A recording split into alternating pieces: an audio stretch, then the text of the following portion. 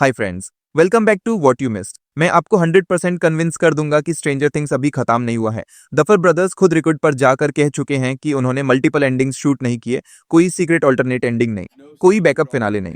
You haven't shot multiple endings. Oh no. No. Surface level पर देखो तो ये बात डिस्कशन को वही बैंड कर देनी चाहिए, लेकिन यहाँ एक कैच है। सिर्फ इसलिए कि मल्टीपल एंडिंग्स नहीं है, इसका मतलब ये नहीं कि जो हमने देखा वही पूरी सच्चाई थी।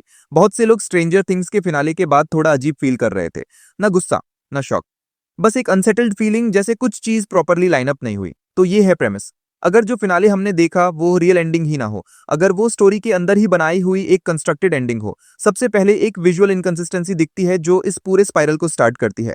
वो बेसमेंट जहां किड्स सीरीज के बिल्कुल बिगिनिंग में डी खेलते हैं, एक वर्जन में डोर नॉब एक साइड पर है, दूसरे वर्जन में वो ऑपोजिट साइड पर है। ये छोटी कंटिन्यूटी स्लिप नहीं हो सकती। इसका मतलब या तो रूम मिरर हुआ है या फिर गलत तरीके से रेप्लिकेट किया गया है। और एक शो जो डिमेंशंस, रिफ्लेक्शंस और इन्वर्टेड वर्ल्ड्स पर ऑब्सेस्ड है, वहां ये डिटेल मैटर करती है।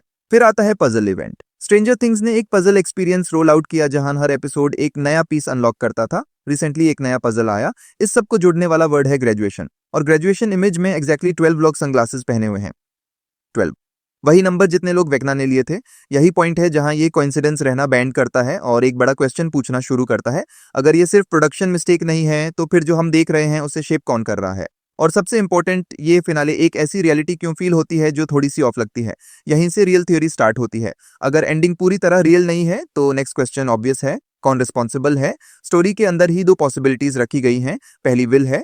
एंड क्रेडिट्स में विल को क्लियरली इल्यूजनिस्ट लेबल किया गया है। ये थ्रो अवे डिटेल नहीं है, ये एक रोल है। और पूरी सीरीज के दौरान विल ही वो कैरेक्टर रहा है जो परसेप्शन, सेंसिंग और डिस्टॉर्शन से सबसे ज्यादा कनेक्टेड है। अगर कोई भी अभी भी माइंड फ्लेयर के इन्फ्लुएंस में हो सकता है तो वो विल हो सकता है, स्पेशली अगर थ्रेट मरा नहीं बल्कि इवॉल्व हो गया हो। दूसरी पॉसिबिलिटी माइक है। अर्लियर सीजन्स में हमें एक रूल बताया गया था, x never marks the spot. इस सीजन में क्वाइटली इसको फ्लिप कर दिया गया और कहा गया एम मार्क्स द स्पॉट। बिल्कुल एंड में हम बाइंडर्स को एक स्पेसिफिक कॉन्फ़िगरेशन में देखते हैं जो लिटरली ये स्पेल करता है, X is a lie, M marks the spot. ये सटल नहीं है। इसका मतलब ये हो सकता है कि माइक ही वो पर्सन है जो हम देख रहे हैं उसे रिसीव या इंटरप्रेट कर रहा है। वो जानबूझकर झूठ नहीं बोल रहा, बस अल्टर्ड चीज को प्रोसेस कर रहा है। एक ऐसा वर्जन जो विजन, स्पेल या मैनिपुलेटेड मेमोरी के थ्रू फिल्टर हुआ है। तो फिनाले फेक हो सकता है, मीनिंगलेस होने के सेंस में नहीं, फेक इस सेंस में कि ये एक प्रोजेक्शन है, एक कंस्ट्रक्टेड फ्यूचर, एक ऐसी रियलिटी जो किसी को दिखाई जा रही है ताकि वो लड़ना बैंड कर दे। और ये आइडिया डायरेक्टली उस सब से मैच करता है जो आगे होता है।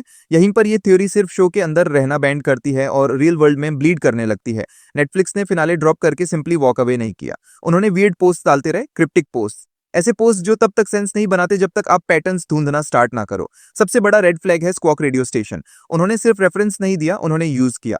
कैरेक्टर्स, वॉइसेस, बिट्स जो हाफ इन यूनिवर्स और हाफ मेटा फील होते हैं।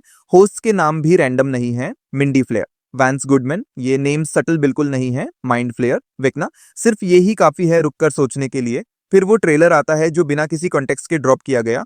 फर्स्ट ग्लांस में हार्मलेस लगता है, कोई जॉइस जैसा दिखने वाला कैरेक्टर, कुछ ड्रामेटिक नहीं। लेकिन ध्यान से देखो, बैकग्राउंड में स्ट्रेंजर थिंग्स का पोस्टर है और पूरे ट्रेलर के दौरान रियलिटी वॉप होती रहती है। लोग ग्लिच करते हैं, टाइम बेंड होता है, सीन स्टिच टुगेदर फील होती हैं स्मूथ फ्लो के बजाय। यही की है, ये प्रमोशन जैसा फील नहीं होता, ये डिस्टॉर्शन जैसा फील होता है। एंड जैसे दुनिया अनस्टेबल हो, जैसे जो हम देख रहे हैं वो फिक्स्ड नहीं है। और ये परफेक्टली मैच करता है इस आइडिया से कि फिनाले एक क्लीन एंडिंग नहीं है बल्कि एक कंस्ट्रक्टेड एंडिंग है जो सेफ, नॉर्मल और फिनिश्ड फील करवाने के लिए बनाई गई है। सवाल यह नहीं है कि नेटफ्लिक्स ऐसा स्ट्रेंज कुछ करेगा या नहीं, सवाल यह है कि अगर स्टोरी सच में खत्म हो चुकी होती तो मिस्ट्री को फीड करना क्यों कंटिन्यू करता। और यहीं से सिंबलिज्म सामने आता है जो प्लेन साइट में छुपा हुआ है।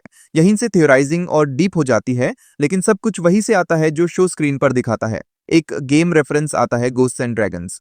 अकेले में ये बैकग्राउंड नॉइज लग सकता है, लेकिन स्ट्रेंजर थिंग्स हमेशा गेम्स को सिंबलिज्म के लिए यूज करता रहा है। सीजन 2 ने दिग्दग यूज किया था टनल्स एक्सप्लेन करने के लिए, ये वही लैंग्वेज है। Ghosts and dragons directly king Arthur से कनेक्ट होता है। आर्थर एक पलाडिन है, चोजन फिगर, लीडर जो स्केल को तब तक नहीं समझता जब तक देर नहीं हो जाती। और ये कनेक्शन और स्टैक होता जाता है। जब माइक ये फिगर आउट कर रहा होता है कि हॉली को लिया गया है या नहीं, तब हमें दो बुक्स दिखाई जाती हैं, आर्थर्स रूल और ए रिंकल इन टाइम। उसी वक्त characters sword in the stone देख रहे होते हैं। एक स्टोरी जहां किंग आर्थर फाइनल विजर्ड से लड़ता है जो मॉन्स्टर में ट्रांसफॉर्म हो जाता है। एक इंटरप्रिटेशन ये हो सकती है कि वेकना फाइनल बॉस ही नहीं है, वो सिर्फ स्टैंड इन है, विजर्ड है, ड्रैगन नहीं।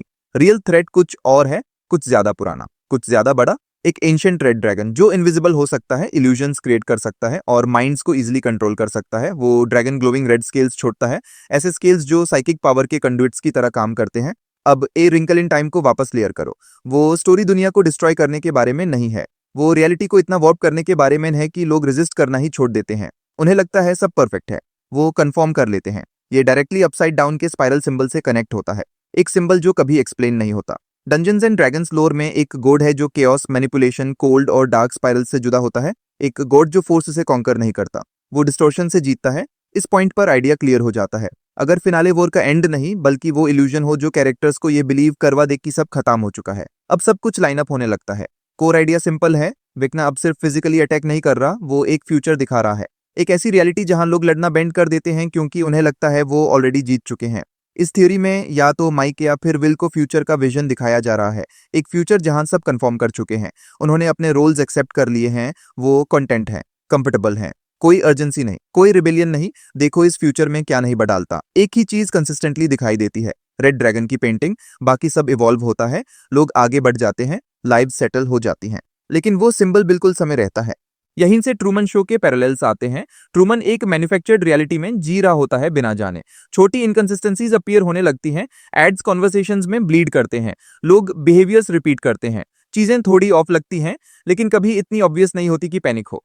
और ट्रूमन की तरह फाइनल इमोशनल एंकर रेड होता है। उसके केस में एक रेड स्वेटर, स्ट्रेंजर थिंग्स में रेड हर जगह आता रहता है, फाइनल स्क्रिप्ट्स रेड इंक में लिखी जाती हैं। प्लेग्राउंड का मैरी गो राउंड रेड होता है लेकिन हॉली की मेमोरी में डिस्टोर्ट हो जाता है बिना एक्सप्लेनेशन के। रेडियो स्टेशन का knop ब्लू से रेड हो जाता है। शो हमें यह भी बताता है कि हम इवेंट्स वेक्ना के नेक्स्ट विक्टिम की आईज से देख रहे हैं। ट्रूमन शो में इल्यूजन तब क्रैक होता है जब ट्रूमन इवैक्यूएशन अनाउंसमेंट सुनता है। स्ट्रेंजर थिंग्स में भी कुछ ईरली सिमिलर मिलता है, रियलिटी स्टेज लगती है, कमर्शियल स्नीक करते हैं, मरी कैजुअली एक कट डिलीवर करता है बिल्कुल उसी मोमेंट पर जहां ट्रूमन वेकअप करना स्टार्ट करता है। सिंबलिज्म यहीं नहीं रुकता, सनसेट, फ्रेमिंग, परफेक्ट एंडिंग्स पर फोकस, सब कुछ एक ही आइडिया की तरफ पॉइंट करता है। और ये क्लोजर नहीं है, ये कंप्लायंस है, ये उन डिटेल्स में से एक है जो तब तक नहीं दिखता जब तक आप स्पेसिफिकली देखना स्टार्ट ना करो, और एक बार दिख जाए तो उनसी करना मुश्किल हो जाता है। फिनाले के दौरान जब भी माइक लोगों के फ्यूचर के बारे में डिस्क्राइब करता है, बैकग्राउंड में एग्जिट साइंस दिखते रहते हैं, एक बार नहीं, रैंडमली नहीं, कंसिस्टेंटली। विल के सीन में एक एग्जिट साइन, एंजोज में जॉयस और हॉपर के साथ एक एग्जिट साइन, लूकस और मैक्स के साथ फिर से एक exit sign. Exit sign subtle symbolism नहीं होता, इसका मतलब होता है वे आउट। ये सब पहले वाली चीजों से कनेक्ट होता है। अगर ये फ्यूचर एक विजन है तो एग्जिट साइंस ब्रेड क्रम्स हैं, सबकॉन्शियस टेल मार्कर्स जो इल्यूजन कंट्रोल करने वाला छोड़ रहा है। और अगर ये सच है तो फिनाले यह नहीं कह रहा कि स्टोरी खत्म हो गई, वो क्वाइटली एक सवाल पूछ रहा है, कौन बाहर निकाल चुका है और कौन अभी भी दरवाजा नहीं ढूंढ पाया। अगर आप यहां तक आ गए हो तो यहीं से थ्योरी थोड़ी अनसेटलिंग हो जाती है। फिनाले के बाद एक पोस्टर रिलीज हुआ, पहले नहीं, बाद में, और टाइमिंग मैटर करती है। इससे जुड़ी थ्योरी सिंपल है लेकिन क्रीपी। अगर कोई कैरेक्टर पोस्टर में डायरेक्टली ऑडियंस की तरफ देख रहा है या उसकी आंखें रेड हैं तो वो रेड ड्रैगन के कंट्रोल में है। फिनाले के दौरान WSQ रेडियो ब्रॉडकास्ट लॉजिकली जितना होना चाहिए उससे ज्यादा देर तक चलता रहता है, वो लिंगर करता है, और काफी फैंस के अकॉर्डिंग जो हेडफोन्स पे देख रहे थे, ऑडियो के अंदर कुछ बरीड है, एक फेंट सी वॉइस, बहुत डिस्टोर्टेड, लेकिन लोग स्वेयर करते हैं कि वो सुनते हैं, माइक माइक वेकअप।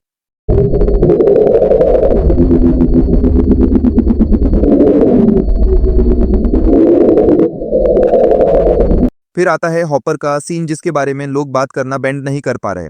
फिनाले के एंड के पास एक मोमेंट है जो 18 मंथ्स लेटर सेट है। हॉपर माइक से सैक्रिफाइस, लॉस और इस बारे में बात कर रहा होता है कि लोग अपने आप को कैसे पनिश करते हैं जो कुछ भी उन्होंने फेस किया उसके बाद, और फिर कुछ स्ट्रेंज होता है। कन्वर्सेशन के बीच में हॉपर सीधा कैमरा की तरफ देखता है, पास नहीं, साइड में नहीं, सीधा लेंस के अंदर। वो कहता है, you push people away and you suffer because that's what you think you deserve. Line खत्म होते ही वो वापस मिक की तरफ देखता है और सीन नॉर्मली कंटिन्यू होता है जैसे कुछ हुआ ही ना हो। ये डिटेल ही वो चीज है जिसने लोगों को अलर्ट कर दिया, क्योंकि स्ट्रेंजर थिंग्स ऑलमोस्ट कभी भी एक्सीडेंट से आई लाइन ब्रेक नहीं करता। कैरेक्टर्स डायरेक्ट कैमरामैन तभी देखते हैं जब शो चाहता है कि आप फील करो कि आपको एड्रेस किया जा रहा है। कुछ फैंस ने इसे कोइंसिडेंस बोलकर इग्नोर कर दिया, कुछ ने फ्रेमिंग इश्यू कहा, कुछ ने एक्टिंग चॉइस, लेकिन जितनी बार लोगों ने रिप्ले किया उतना ही ये एक्सप्लेनेशन वीक होती गई। टाइमिंग बहुत क्लीन है, हॉपर पोज या रिएक्शन शॉट में नहीं देखता, वो एग्जैक्टली उस लाइन पर कैमरामैन देखता है जो सिर्फ माइक पर अप्लाई नहीं होती, वो ऑलमोस्ट हर मेजर कैरेक्टर पर अप्लाई होती है, और शायद ऑडियंस पर भी। स्ट्रेंजर थिंग्स ने हमेशा अपनी ऑडियंस को ट्रेन किया है पैटर्न्स, गेम्स और हिडन रूल्स ढूंढने के लिए, और फिनाले में आंसर्स देने के बजाय हमें पहले से ज्यादा रूल्स मिलते हैं, और ये एक अनकंफर्टेबल पॉसिबिलिटी छोड़ देता है। स्टोरी इसलिए खत्म नहीं हुई क्योंकि कैरेक्टर्स जीत गए, वो इसलिए खत्म हुई क्योंकि उन्होंने क्वेश्चन करना छोड़ दिया। और एक शो जो क्यूरियोसिटी पर बना हो उसके लिए ये सबसे बड़ा रेड फ्लैग हो सकता है। वेकना कभी डेड रहने के लिए बना ही नहीं था। ये पार्ट सीधा डंजन्स एंड ड्रैगन्स से आता है और ये इंपॉर्टेंट है। D&D लोर में वेकना सिर्फ एक विलन नहीं है, वो एक लिच है, एक ऐसा बीइंग जो डेथ से बचने के लिए अनडेड बन गया। वो एक सॉर्सरर था जो पावर से ऑब्सेस्ड था। इतना दार था पावर लूज करने का कि उसने अपनी ह्यूमैनिटी छोड़ दी। और यहाँ की डिटेल आती है, वेकना कभी ट्रूली मरता नहीं है। लोर में वो बार बार डिफीट होता है, लेकिन हमेशा कुछ ना कुछ बचा रहता है। एक आई, एक हैंड, एक रेलिक, एक बुक, कोई फ्रेगमेंट जो यूज वापस ला सकता है, यूजुअली एक्सीडेंट से, जब कोई फॉरबिडन मैजिक को तब करने की कोशिश करता है। इसलिए एडी का कल्टिस्ट वाला स्पीच मैटर करता है। हुडेड फिगर्स, वर्शिपर्स, ऐसे लोग जो बिलीव करते हैं कि वेकना चला गया है जब तक वो वापस नहीं आ जाता। शो इसको परफेक्टली मिरर करता है। हेनरी के फ्लैशबैक्स में हुडेड फिगर्स दिखते हैं। हमें बताया जाता है वेकना डिफीट हो गया, लेकिन उसकी कंप्लीट डिस्ट्रक्शन कभी नहीं दिखाई जाती। कोई फिनैलिटी नहीं, कोई कंफर्मेशन नहीं, सिर्फ absence. What do you think? Please share your thoughts in the comment section. Thanks for watching. See you next time.